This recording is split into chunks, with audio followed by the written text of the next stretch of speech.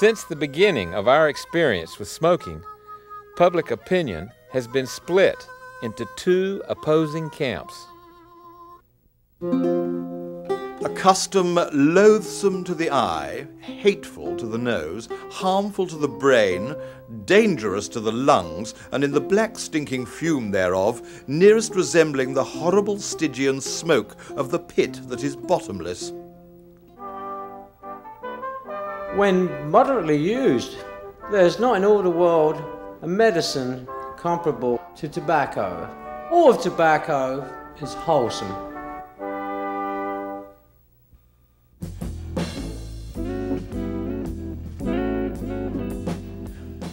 Of all the plants grown and used by human beings, not one has sparked controversy like tobacco. You can't eat it, you can't wear it, yet tobacco has changed the world as much as either corn or cotton. In fact, without tobacco, perhaps the United States might never have existed at all.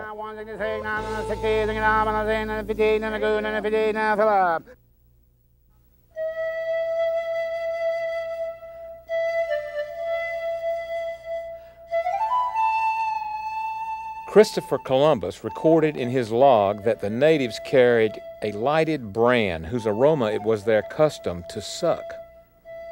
It was a member of his crew, Rodrigo de Jerez, who became the first European smoker in history, but certainly not the last.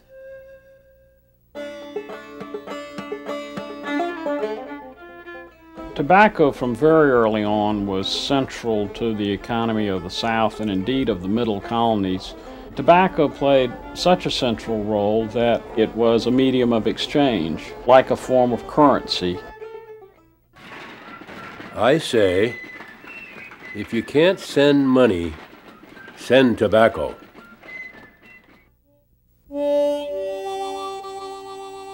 But it was the Civil War that really changed things.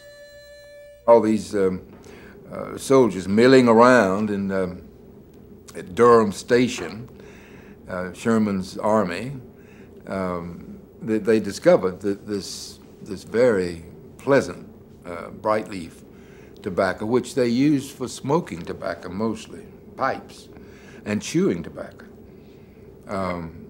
So that a market did begin to develop rather quickly. Union soldiers took home stories of the golden leaf.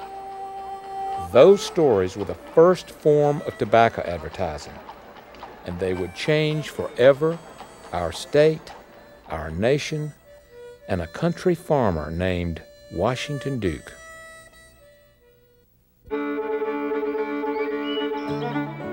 After the South's surrender, Washington Duke, farmer, soldier, and former prisoner of war, walked home with 50 cents in his pocket. The region's economy was in ruins, and Duke found almost everything of value on his farm gone, except for a wagon load of tobacco and 2 blind mules. He comes back to the farm, which today we call the homestead, and tries to pick up where he left off, but somehow he made the decision that the smart thing for him to do would be to go into the home manufacturing of smoking tobacco. That he would put his young children to work helping to flail this tobacco into smaller pieces, hire some help if necessary, and then he would peddle smoking tobacco. Soon he converted a small barn on his property into the first tobacco factory. In 2 years, Duke built another, larger factory to keep up with the demand for his processed tobacco. Before long, he moved his growing business into town, and within 40 years, the company Washington Duke started out of the back of a wagon became the largest tobacco empire in the world, thanks in large part to this, the Bonsack cigarette-making machine. Before James Bonsack invented the rolling machine, cigarettes were rolled by hand. A fast roller could make 2,000 cigarettes in one day. Bonsack's machine could roll 120,000 a day, or as many as 60 of the best workers.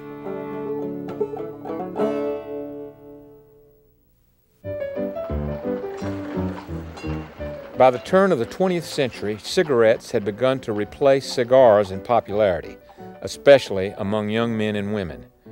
This rise in smoking concerned some people so much that cigarettes were declared illegal in 14 states.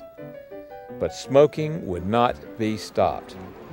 The cigarette revolution had begun, and the Duke family was right in the center of everything.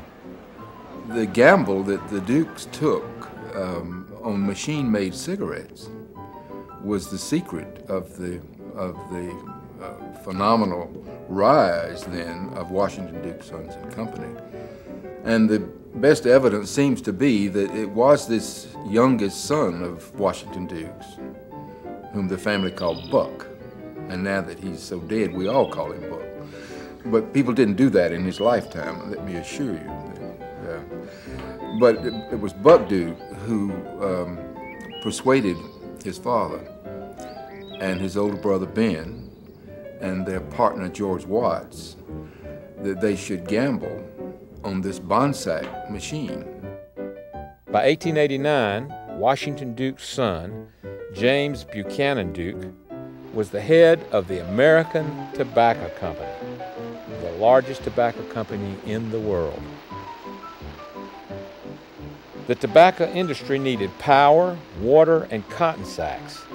This led the Dukes and other families to build roads, power plants, and textile mills. Prosperity and much of the South's economy came roaring back, thanks largely to the success of locally grown tobacco.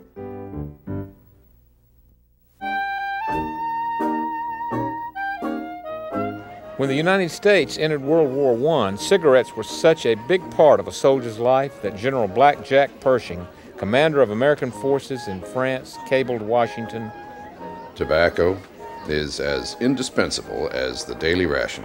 We must have thousands of tons of it without delay."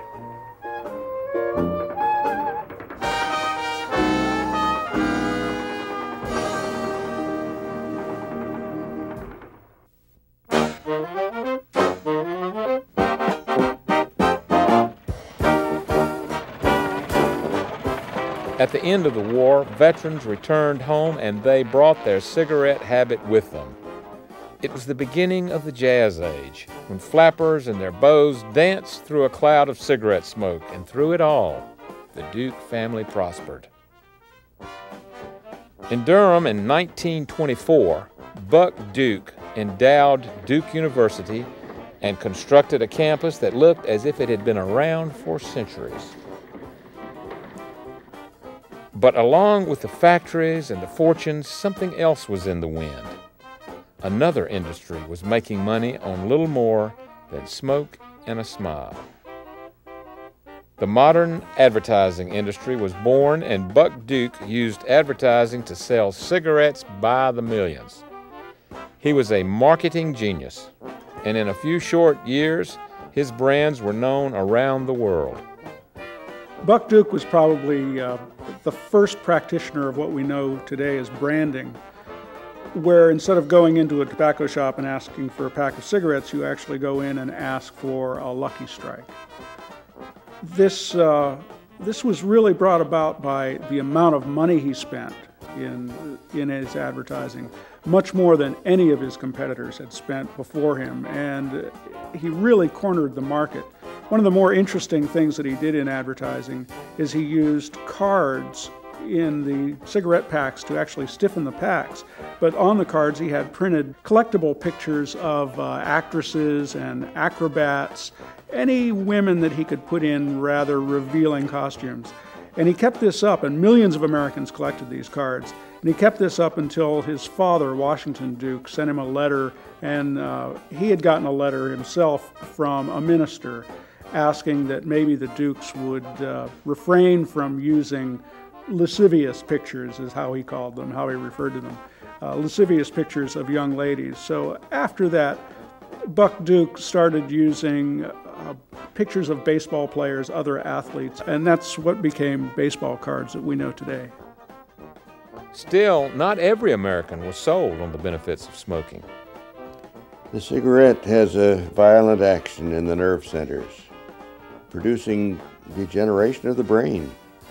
This degeneration is permanent and uncontrollable. Giving up smoking is easy. I've personally done it 100 times.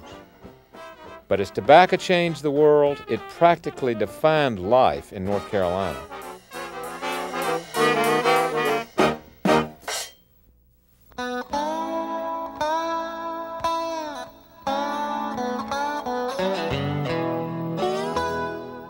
It is true. From the period when the tobacco plants are set in the field, there is no resting time until it's housed. Working tobacco when I was a young'un, we had to work from sun up to sundown. And there was no Pepsi Colas and no ham biscuits and things of that nature. It was hard. Sometimes it was after sundown too, and before sun up. Many North Carolina children spent their summers working the tobacco fields, causing more than one to wish they were back in school. But once the tobacco was harvested and cured, then came the most exciting time of the year, a time that was a carnival, Christmas, and your birthday all rolled into one.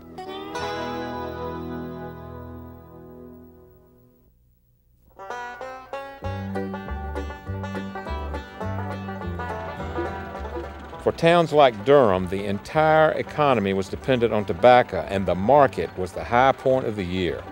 It meant payday, shopping, and shows. What a time it was. The highlight of the market was the auction, when farmers would sell their tobacco to the big cigarette companies. It was just a busy, busy time, and it was an exciting time, and you looked forward to coming to work every day, and we rang the Liberty Bell before our sales started, and we'd go at it.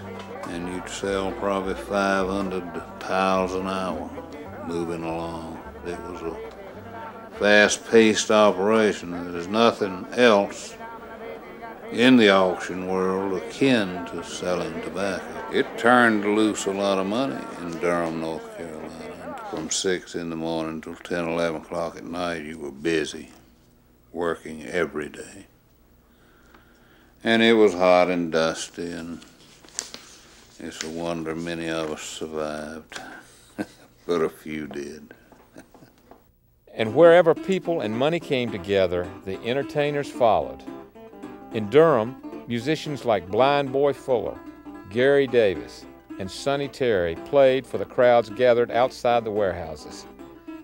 This music was variously known as East Coast, ragtime, or Piedmont blues, as distinct from the Delta blues in Mississippi or Chicago blues.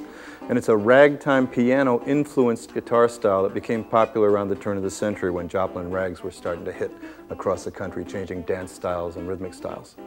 Durham was the last southern home for Sonny Terry and Brownie McGhee and Reverend Gary Davis, who all went to New York City in 1942. And as such, it was the last great bastion of Piedmont blues.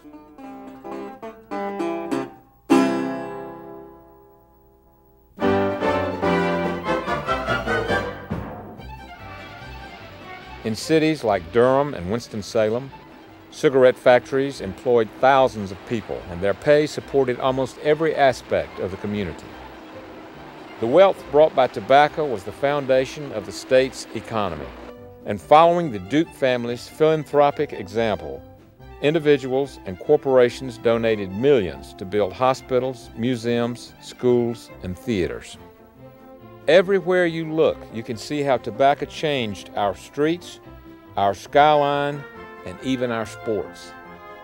Tobacco made some families wealthy beyond imagination, helped educate generations of young people, and transformed Durham into the Bull City, named for an early brand, Bull Durham.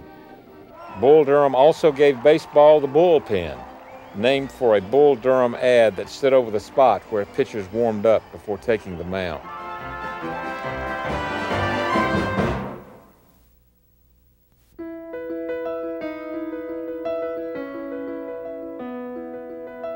But nothing ever stays the same. Tobacco, the state, and the city faced changes that old Washington Duke could never have predicted. In 1964, the Surgeon General of the United States linked cigarette smoking with cancer, and in less than 10 years, cigarette advertising would be taken off television and radio. Within a generation, smoking would be banned in workplaces and public buildings. Tobacco would continue to be a major economic influence in American life, but the way it did business would be changed forever. Even Durham, once the Bull City, changed its name to the City of Medicine, and the auction houses that once rang with the noise of a crowded market found new life as shops and luxury apartments.